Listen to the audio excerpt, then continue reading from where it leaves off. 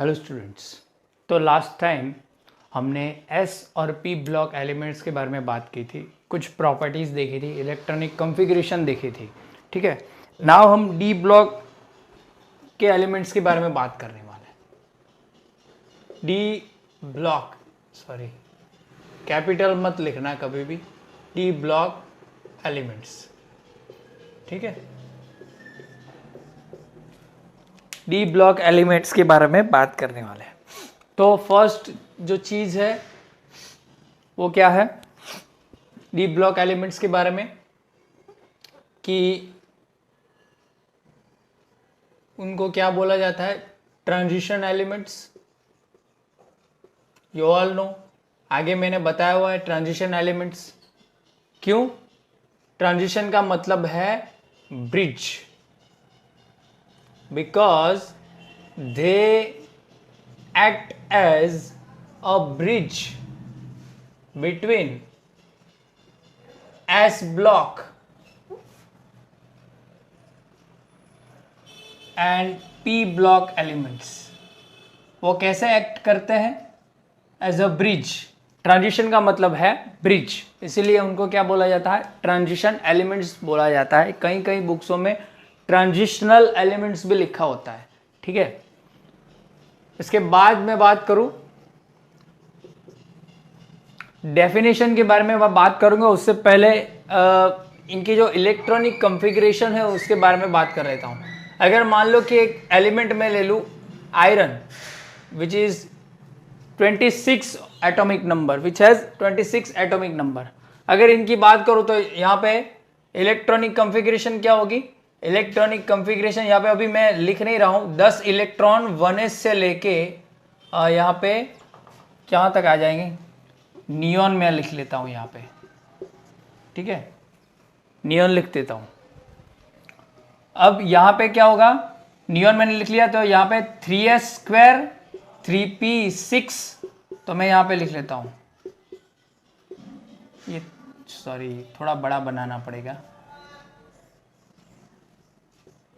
3p6 कितने हो गए, 10 12 18, इसका 26 है ना, 3p6 हो गए। उसके बाद जो आएगी वो क्या आएगी, यहाँ पे मैं 3D लिख रहा हूँ यहाँ पे। ठीक है, 3 4 और 5, उसके बाद कौन सी आएगी, 4s। ठीक है, ये 3D और ये 4s। पहले कौन सी भरेगी, ये कि ये, तो हमने देखा हुआ है कि 4s की जो एनर्जी है वो क्या है, इससे कम है। भले ही ये जो शेल है वो कहाँ है, बाहर का शेल है, फोर्थ शेल जो है वो बाहर का शेल है ना, बट ये जो इनर शेल है, ये थर्ड, ये जो शेल है वो क्या है, इनर शेल है। ये इसको इनर शेल बोलते हैं, अंदर का शेल, या फिर इसे पेनल्टी मेट शेल भी बोलते हैं। कई कई बुक्सों में पेनल्टी मेट शेल भी बोला गया है। इनर शेल ये पूरा एक शेल है, इसके अंदर ये क्या है, सब शेल है, और ये जो ब्लॉक, ये खाने हैं वो क्या है, ऑर्बिटल्स है, तो इनको पेनल्टीमेट ऑर्बिटल्स भी बोलते हैं ये सभी को। ठीक है, और ये जो है वो क्या है, 4s, फिर 4p आएगा, फिर 4d आएगा, फिर 4f आएगा। ठीक है, वो जो है अभी फोर्थ शेल है, तो फोर्थ शेल के अंदर ये सभी क्या आएगी, ये सब शेल आएंगी, इसके अंदर ऑर्बिटल आएगी। इसके अंदर कितनी आएगी, 3, इसके अंदर कितनी आएगी, 5, और इसके अंदर कितनी आएगी, 7। ठीक है, तो ये हम बोलते हैं इसको आउटर शेल, या इसका दूसरा नाम है अल्टीमेट शेल। कई कई बुक्स जो होती है, ठीक है, आप जब हायर लेवल की बुक्स देखोगे उसके अंदर अल्टीमेट शेल नाम होगा, और आउटर शेल तो हमारे एनसीईआरटी में है ही। ठीक है, इसको लास्ट शेल भी बोलते हैं। ओके, अब इसका इलेक्ट्रॉनिक अभी कितना हो गया, 10 और ये 18 होगा ना, तो इसके बाद यहां पे जाएगा 19। ठीक है, फिर ये 20 हो गए, 21 22 23 24 25, और यहां पे वापस एक 26। ठीक है, तो ये इलेक्ट्रॉनिक कॉन्फ़िगरेशन हो गया आयरन का। दिस इज अ मेटल, ये डी ब्लॉक का ही एलिमेंट है, ठीक है। अब ये मैं यहाँ पे क्यों बता रहा हूँ, तो मैंने आपको बोला है आउ बाउ प्रिंसिपल कैसे वर्क करता है, इसको ऐसे लिख सकते हैं 2s 2p 3s 3p, यहाँ पे थोड़ा बाजू में ही लिखता हूँ 3s 3p 3d, फिर क्या आएगा 4s 4p 4d 4f, फिर यहाँ पे क्या आएगा 5s 5p 5d 5f, फिर यहाँ पे क्या आएगा 6s 6p 6d 6f, ठीक है। पहले इलेक्ट्रॉन जाएगा 1s में, फिर 2s में, फिर 2p, फिर 3s में, फिर 3p, फिर 4s में जाएगा। उसके बाद ये देखो 3d में जाएगा, उसके बाद कहाँ पे जाएगा 4p में, फिर 5s में, फिर 4d में, फिर 5p में, फिर 6s में, ठीक है। वापस 6s के बाद किस में जाएगा 4s में जाएगा, फिर 5d में, फिर 5p में, ऐसे जाएगा इलेक्ट्रॉन, ठीक है। तो यहाँ पे देखो आपने 3p में डाला, उसके बाद किस में गया 4s में गया ना, इसमें गया, देखो क्योंकि इसकी एनर्जी क्या है कम है, तो इसमें पहले जाएगा, भले ही शेल जो है वो क्या हो बड़ा हो बाहर का हो तो कोई ये नहीं है, उसके बाद 3D में जाएगा, देखो ये ऐसे, ठीक है। ये मैंने आपको बताया हुआ है आउ बाउ प्रिंसिपल, ठीक है। तो अब जब हमने एस ब्लॉक और पी ब्लॉक एलिमेंट्स की जब डेफिनेशन मैंने लिखवाई थी, आप देखोगे तो लास्ट इलेक्ट्रॉन जो है वो आउटर शेल में जा रहा है, वैलेंस शेल में जा रहा है, वो एस थी, तो एस ब्लॉक के एलिमेंट्स, अगर ऑर्बिटल पी होगी तो पी ब्लॉक के एलिमेंट्स। लेकिन यहाँ पे फंडा पूरा अलग है, यहाँ पे आउटर शेल जो है वो ये है, यहाँ पे आउटर शेल ये है, लेकिन लास्ट इलेक्ट्रॉन कहाँ पे जा रहा है, ये इनर शेल में जा रहा है, पेनल्टीमेट शेल में जा रहा है। देखो क्योंकि शेल भले ही आउटर शेल है ये, लेकिन ये पूरा भर के यहाँ पे नहीं जाएगा, क्योंकि इसके बाद ये एनर्जी आएगी इसकी, ठीक है, ये तो बहुत ज्यादा है, तो इसमें भरेंगे, ये पूरे भरने के बाद आगे जाएगा, समझ में आ रहा है। तो इसकी जो डेफिनेशन है वो पूरी चेंज हो जाएगी, डी ब्लॉक एलिमेंट्स की जो डेफिनेशन है वो पूरी चेंज हो जाएगी, बिकॉज ऑफ जो एस और पी की जो हमने डेफिनेशन लिखी थी उसके हिसाब से आउटर शेल में लास्ट इलेक्ट्रॉन जाना चाहिए, लेकिन ये आउटर शेल में नहीं जा रहा है, ये इनर शेल में जा रहा है, देखो ये, ठीक है। तो इसकी डेफिनेशन क्या होगी, सो बिकॉज ऑफ दिस हम डेफिनेशन क्या लिखेंगे, हमने डेफिनेशन बनाई डी ब्लॉक एलिमेंट्स की थोड़ी अलग, क्या बनाई, the elements which have partially filled or incomplete d orbitals are called d block elements। ऐसे एलिमेंट जिसकी जो d ऑर्बिटल है वो पार्शियली फिल्ड हो, आधी फिल्ड हो, या फिर क्या हो, इनकम्प्लीट हो। ये इनकम्प्लीट है यहां पे देखो, तो वो सभी एलिमेंट क्या बोले जाएंगे, डी ब्लॉक के एलिमेंट्स बोले जाएंगे। समझ में आ गया, इसकी डेफिनेशन पूरी चेंज हो गई, because of this electronic configuration वाला फंडा जो है वो पूरा यहां पे नहीं चलेगा, डी ब्लॉक एलिमेंट्स के ये अंदर ये जो पूरा फंडा है वो नहीं चलेगा। इसी वजह से यहां पे क्या होगा कि ये जो है हमें डेफिनेशन बदलनी पड़ेगी, ठीक है, क्लियर, ओके, इतना समझ में आया, क्लियर। चलो आगे चलते हैं। अब यहां पे हम क्या देखेंगे, यहां पे हम अगर इलेक्ट्रॉनिक कॉन्फ़िगरेशन की बात करें, जनरल इलेक्ट्रॉनिक कॉन्फ़िगरेशन, यहां पे देखो n नंबर का शेल जो है आउटर शेल वो तो है, लेकिन उसके एक आगे का n नंबर के शेल के आगे का n-1 शेल की जो d ऑर्बिटल है उसके अंदर इलेक्ट्रॉन भरेंगे। तो जनरल कॉन्फ़िगरेशन क्या होगी, जनरल कॉन्फ़िगरेशन क्या होगी, तो जनरल कॉन्फ़िगरेशन क्या होगी, हम यहां पे लिखते हैं n-1d 1 to 10, क्योंकि 1 से 10 भरेंगे यहां पे तो कोई भी आ सकता है, और ns ये जो है वहां पे क्या होगा 1 to 2 होगा। अब ये कई कई बुक्सों के अंदर यहां पे दिख तो रहा है ना, कई कई बुक्सों के अंदर सिर्फ 2 लिखा हुआ है, लेकिन मैं यहां पे क्यों ऐसा नहीं लिख रहा हूं, क्योंकि कॉपर और क्रोमियम के केसेस में क्या है, एक्सेप्शनल केसेस है जिसके अंदर ns1 इलेक्ट्रॉनिक कॉन्फ़िगरेशन आती है। ये जो है 29 एटॉमिक नंबर है, ये 24 एटॉमिक नंबर है, ठीक है, वो आगे मैंने बताया हुआ था आगे चैप्टर नंबर 2 के अंदर। इसी वजह से यहाँ पे हम जनरल कॉन्फ़िगरेशन ऐसे लिखेंगे n-1 d 1 to 10 ns 1 to 2, पहले इसमें भरेगा उसके बाद इसमें भरेगा, लेकिन लिखा ऐसे जाएगा क्योंकि ये शेल जो है वो आउटर शेल है, ये पेनल्टीमेट शेल या इनर शेल है, ये अल्टीमेट शेल है बाहर वाला ns वाला। यहाँ पे देखो ये अगर n है, ये n इज इक्वल टू 4 है तो ये क्या होगा n-1 होगा।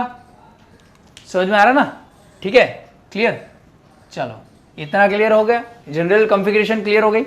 अब ग्रुप्स की बात करूं तो डी ब्लॉक के अंदर ग्रुप 3 से लेके ग्रुप 12 तक के जो ग्रुप्स है वो यहाँ पे इंक्लूडेड है। ठीक है, ग्रुप 3 से लेके ग्रुप 12 तक। इतना क्लियर, समझ में आया इतना? ओके। और अगर सीरीज की बात करूं मैं तो n इज इक्वल टू 4, मतलब कि 4th पीरियड से स्टार्ट होता है ये, जिसमें स्कैंडियम से लेके जिंक तक ये पीरियड होता है। n इज इक्वल टू 4 है तो इसकी इलेक्ट्रॉनिक कॉन्फ़िगरेशन यहाँ पे क्या होगी, ये इनकी सभी की, तो इनकी कॉन्फ़िगरेशन होगी 4 - 1 3 है, 3d 1 to 10, 4s n जो है वो 4 है तो 4s 1 to 2। इसके अंदर कॉपर और कैडमियम जो भी कॉपर और ये जो है ना ये क्यूप्रम और ये क्रोमियम, सॉरी ये क्या लिख लिया मैंने, कॉपर ये क्रोमियम, सॉरी ये आएंगे। ठीक है, ये क्रोमियम का इलेक्ट्रॉनिक कॉन्फ़िगरेशन 24 है और कॉपर का 29 है। ठीक है, इसके बाद n is equal to 5 which is 5th period. यहाँ पे यट्रियम से लेके कैडमियम तक होगा। अब यहाँ पे n इज इक्वल टू 5 हो गया तो यहाँ पे 4d आ जाएगा 1 to 10 और यहाँ पे 5s 1 to 2। ठीक है, फिर n is equal to 6th period. यहाँ पे क्या होगा, लेंथेनॉइड से लेके यहाँ पे Hg मर्क्यूरी तक आ जाएगा तो इसकी इलेक्ट्रॉनिक कॉन्फ़िगरेशन क्या होगी 5d 1 to 10 6s 1 to 2। ठीक है, या फिर 2 ही लिखा होता है, ऐसा कुछ है नहीं कि मतलब कि यही लिखा हो, लेकिन ये तो मैं बता रहा हूं। ठीक है, और लास्ट जो है वो है 7th period. This is last 7th period which is start from actinoid to copernicium. 6d 1 to 10 7s 1 to 2। ये कॉन्फ़िगरेशन ये जो है वो डी ब्लॉक के अंदर आता है। ठीक है, ये डी ब्लॉक जो है ये पूरा है। ये फर्स्ट 3d सीरीज, ये सेकंड 4d सीरीज बोली जाती है इनको, ये 5d सीरीज थर्ड, और ये 6d सीरीज। देखो यहाँ पे देखो, ये n इज इक्वल टू 4 है लेकिन इसको 3d सीरीज बोलते हैं। क्यों? क्योंकि d के अंदर इलेक्ट्रॉन जा रहा है ना, एक n-1 वाले, मतलब ये n है तो ये क्या होगा n-1, 4 - 1 3, इसीलिए 3d सीरीज। ये लास्ट इलेक्ट्रॉन 4d में जाएगा तो 4d series. n is equal to 5 है, अल्टीमेट शेल भले ही 5 है लेकिन इलेक्ट्रॉन लास्ट कहाँ पे जा रहा है, n-1d जो ऑर्बिटल है उसमें जा रहा है। यहाँ पे ये 5d सीरीज इसमें जाएगा, यहाँ पे 6d इसमें जाएगा लास्ट इलेक्ट्रॉन। समझ में आ रहा? Okay, clear? इतना क्लियर हुआ? ओके। अब यहाँ पे मैंने जो आपको डेफिनेशन बताई है, ठीक है, कि जिसके अंदर इलेक्ट्रॉनिक कॉन्फ़िगरेशन क्या हो, ये सॉरी डी ऑर्बिटल क्या हो, इनकम्प्लीट हो। लेकिन इस केस में क्या होता है, ये जिंक, कैडमियम, मर्क्यूरी, ये जो लास्ट वाले इलेक्ट्रॉन है ना, उनकी कॉन्फ़िगरेशन क्या है, इनकी कॉन्फ़िगरेशन है 3d10 4s2। इसकी क्या है कॉन्फ़िगरेशन 4d10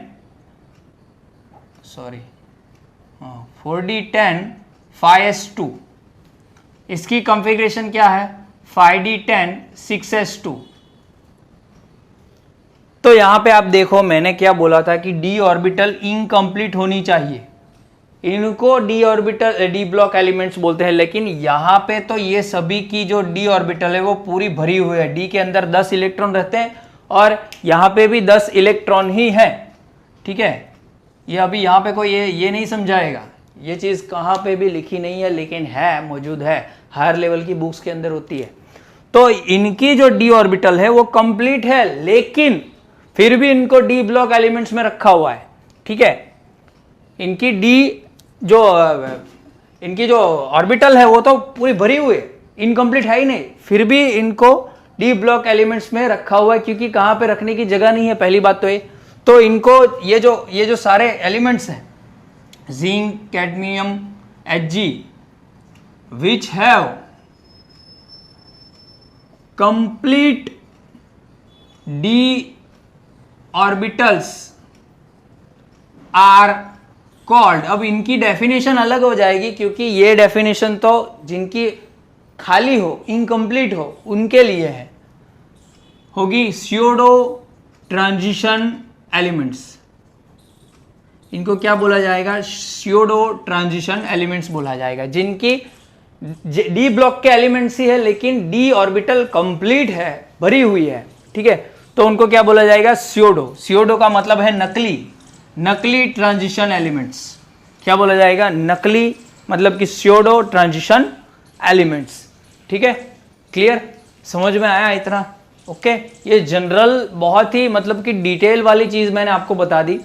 ठीक है, बहुत ही अच्छी तरीके से समझाएगी कि क्यों इलेक्ट्रॉनिक कॉन्फ़िगरेशन इसके n-1 d 1 to 10 ns 1 to 2 है। डेफिनेशन क्यों ऐसी है वो भी मैंने आपको बता दिया। ठीक है, और डेफिनेशन इसकी ऐसी क्यों है वो भी मैंने आपको बता दिया। ठीक है, थोड़ी सी प्रॉपर्टीज है डी ब्लॉक के एलिमेंट्स की, वो भी देख लेते हैं। ठीक है, इतना नोट करो।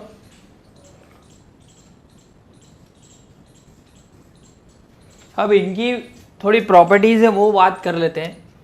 Properties of D block elements. There are several properties of D block elements. First is they are all metals. सभी जो है वो क्या है? मेटल्स हैं।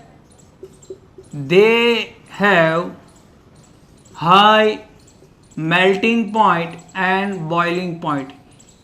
इनके जो मेल्टिंग और बॉइलिंग पॉइंट है वो बहुत ही हाई है।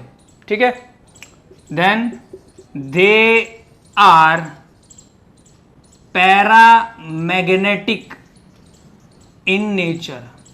पैरामैग्नेटिक इन नेचर वाला फंडा जो है वो आगे मैं केमिकल बॉन्डिंग में आपको समझाऊंगा।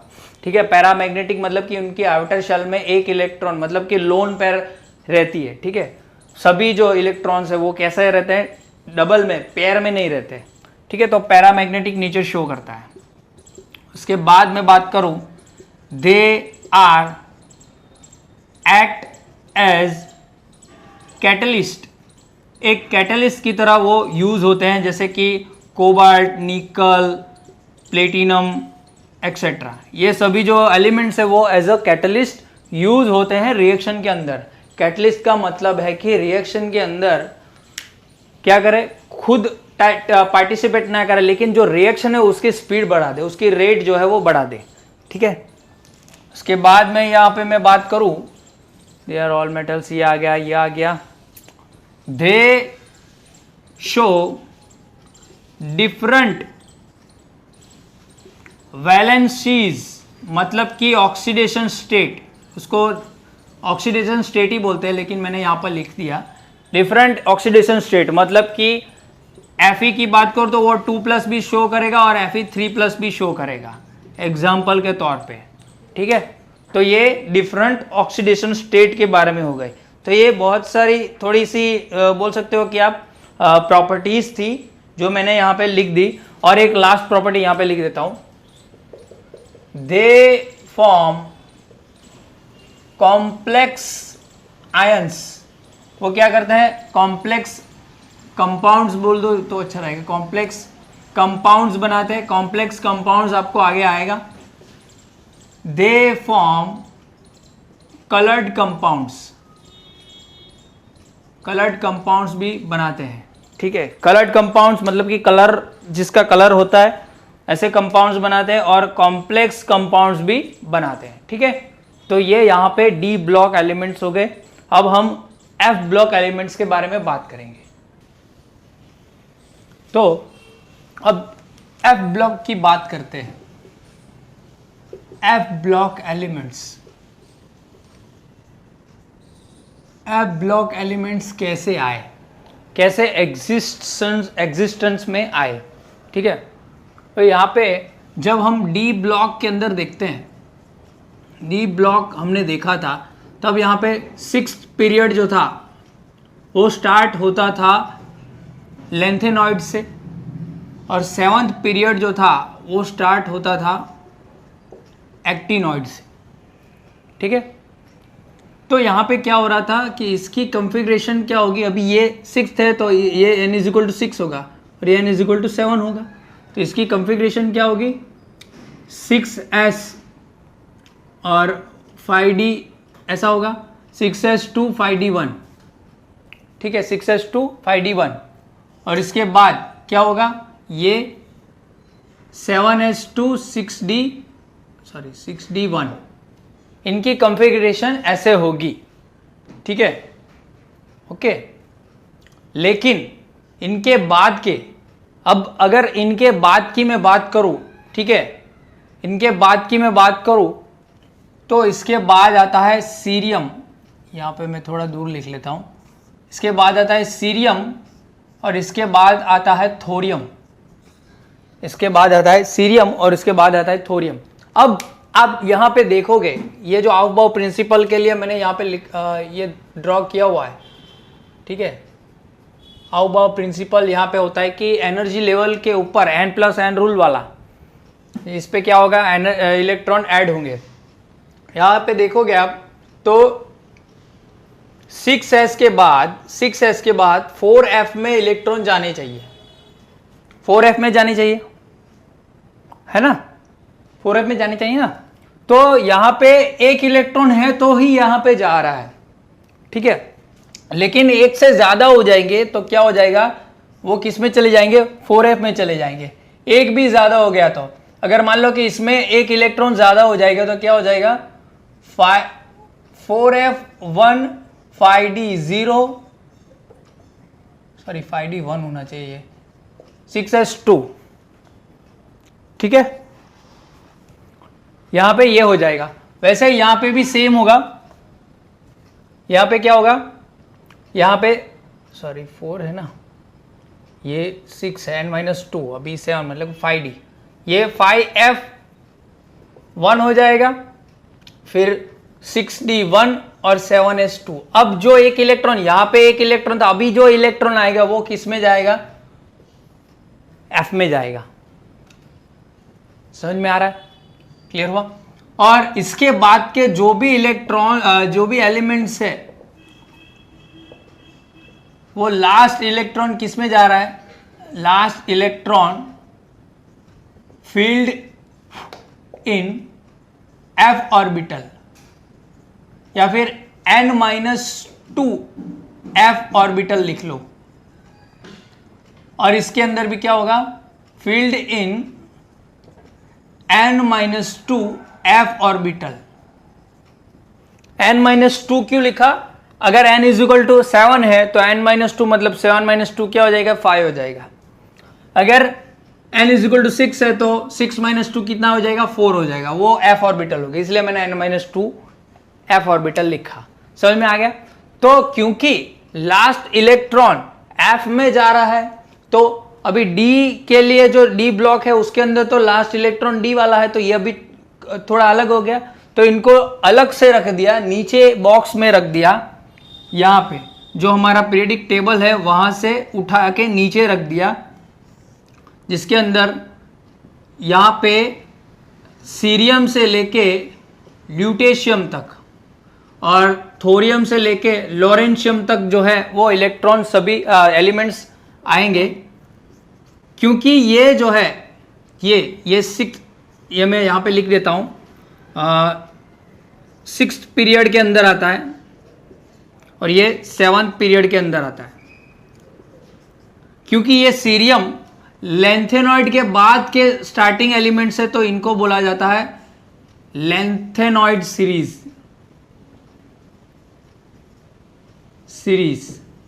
और क्योंकि ये थोरियम एक्टिनोइड के बाद की एलिमेंट्स है तो इनको बोला जाता है एक्टिनोइड सीरीज।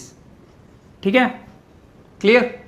इसमें 14 एलिमेंट्स होंगे, वैसे इसके अंदर भी 14 एलिमेंट्स होंगे, ये भी यहां पे नीचे भी 14 एलिमेंट्स होंगे, क्योंकि इनके सभी के लास्ट इलेक्ट्रॉन f ऑर्बिटल में है तो इनको f ब्लॉक बोल के एक पूरा ब्लॉक अलग कर दिया। ठीक है, लेकिन ये f ब्लॉक के एलिमेंट्स जो है वो d ब्लॉक के अंदर के, इसके अंदर के ही एलिमेंट्स। ठीक है, इसलिए because they are of present in transition elements, वो किसके अंदर हैं? ट्रांजिशन एलिमेंट्स के अंदर ही हैं। That's why they are called as inner transition elements. Inner मतलब कि उसके अंदर के, ठीक है, इनर ट्रांजिशन एलिमेंट्स इनको बोलते हैं। क्लियर, समझ में आया? ओके, दूसरी प्रॉपर्टी देखें, they are almost all radioactive. सभी जो है वो क्या है? रेडियो एक्टिव है, मतलब कि रेडिएशन निकालते हैं। ठीक है,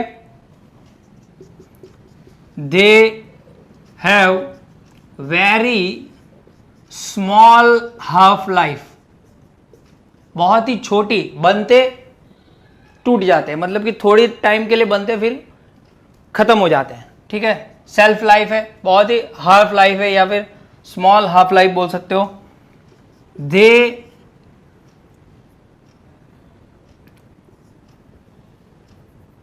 ऑब्टेन्ड इन नैनोग्राम्स, वो हमको जो मिलते हैं वो बहुत ही छोटे अमाउंट में मिलते हैं, बहुत ही छोटे अमाउंट में हमको मिलते हैं। समझ में आ गया? Okay, clear. दूसरी बात करूं, दे आर ऑल मेटल्स, सभी जो है वो क्या है? मेटल्स हैं। They have very complex chemistry, क्योंकि इनकी केमिस्ट्री बहुत ही कॉम्प्लेक्स है तो इनको समझना बहुत ही कठिन है, मतलब कि बहुत ही मुश्किल है। तो इनके अंदर बहुत ही हम डिटेल में नहीं जाएंगे। इवन 12th में भी आप जो डी एंड एफ ब्लॉक जो पढ़ोगे, ठीक है, उसके अंदर भी आप इतना डिटेल में नहीं जाओगे। ठीक है, क्लियर। इसकी बात करूं मैं, after uranium all elements are called post uranium elements and they all are radioactive. सभी जो है वो क्या है? रेडियो एक्टिव्स हैं, रेडियो एक्टिव एलिमेंट्स हैं। इतना क्लियर हो गया? समझ में आया? ठीक है, अब जनरल कॉन्फ़िगरेशन की बात करता हूं मैं। यहां पे सभी की जो कॉन्फ़िगरेशन है वो कैसी है? देखो, पहले जो है वो क्या होगा? हम पहले की shell, inner shell, penultimate shell में लास्ट जो F होगी, पेनल्टीमेट की F शेल, उसके अंदर लास्ट इलेक्ट्रॉन जाएगा, मतलब कि n-2 F12 14, क्योंकि F के अंदर 7 ऑर्बिटल होती है तो 14 तक रह सकते हैं, 14 एलिमेंट्स रह सकते हैं। तो ये उसके बाद क्या होगा? n-1 D 1 2 2, 1 से 2, ठीक है, या फिर 0 से 1 लिखे लेता हूं, 2 1, और यहां पे क्या होगा? NS2। ठीक है, क्लियर, समझ में आ गया? ओके, यहां पे 0 से 2 लिख लेता हूं,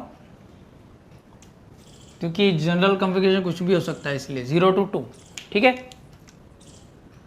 तो ये हमने F ब्लॉक एलिमेंट्स यहां पे देखा, D ब्लॉक हमने देखा था, S ब्लॉक हमने देखा था, P ब्लॉक देखा था।